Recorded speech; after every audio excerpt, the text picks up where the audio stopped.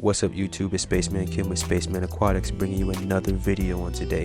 Today's video is going to be a species profile on Convict Cichlids, so let's dive on in. Alright, so the Convict Cichlid, aka the Zebra Cichlid. This is a very popular fish found in many pet stores around the world. It's very popular when it comes to the beginner cichlid hobby, beginner fish breeding hobby, and the freshwater hobby scene. With that being said, let's go ahead and start off with a couple of descriptions and best practices when it comes to care and what to look for when it comes to behavior, feeding, etc. So, like I said, the Convict Cichlid is a pretty popular fish. I'm sure you've actually seen it in your local pet store. It's a medium-sized fish, about 5 or so inches. The colors on them vary. They do have a white variant and a gray variant. The females and younger fish will sometimes have more coloration on them, sometimes some greens and blues and reds. And the males are sexually dimorphic as well.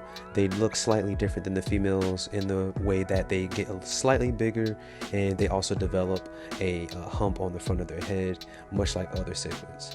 Next, I want to talk about their lifespan. They can live quite a while, so with proper care and husbandry they can live up to about 8 years. I haven't yet experienced that. I've only had mine for 3 years, but they are looking very healthy, and I can expect them to be around for at least 5 more. These fish are prolific breeders, and with a long lifespan on them, you can expect lots of baby cichlids all along the years. If you're intentionally breeding them, then that's fine, but if you're not intentionally breeding them, I would probably suggest keeping males and females separate. This will also cut down on aggression as well. They are a mildly aggressive fish, like most cichlids, but when it comes to breeding behavior, that can amp up the aggression quite a bit and have the fish controlling whole areas of the tank. And again, that can amp up the aggression, and that may cause stress and possible fatalities in the tank. So that's something to think about when you are trying to house these fish. And what I'll get into next is proper husbandry, so you can understand what to look for before you even purchase a Convict Cichlid. Alright, so now I want to get into care and husbandry. So first you want to think about tank size. For one full-size adult, if that's all you're housing in a tank, I would say the minimum tank size would be 30 gallons minimum. And if you're going to start breeding, a breeding pair, I would say maybe keep in a 40-gallon minimum, a 40-gallon breeder. If you're going to try to breed anything more than just one pair at a time, I would keep them in their own tanks. I wouldn't house more than one breeding pair in a tank. That'll cut down on aggression and stress. For any more than that, 2 full-size adults or more, a 55-gallon aquarium would work just fine. So really quick, I'll just go over the parameters that you would need for a Convict Cichlid. Convict Cichlids are pretty hardy, so I wouldn't worry about keeping your water parameters at precise numbers anyway. Temperature should be roughly between 80 to 85 degrees. They are a tropical fish, so keeping that warm is for the best. pH should be around neutral, 6.6 to 7.8, and the water hardiness should be about 63 to 77 kH. Alright, so to wrap up care and husbandry, I want to talk about tank setup and tank mates. The reason I want to talk about these things together is because the type of fish that you're going to be housing with your cichlids is going to strongly dictate how you set your tank up. Cichlids are mildly aggressive, and they like their space, especially when they're breeding.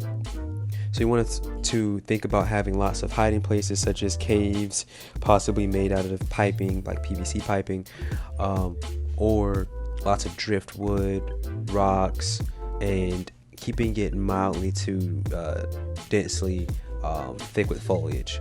They will tear up your plants, they will eat up on the plants and uproot them and things like that. So if that is your concern, I would strongly suggest having some plastic plants rather than the real ones.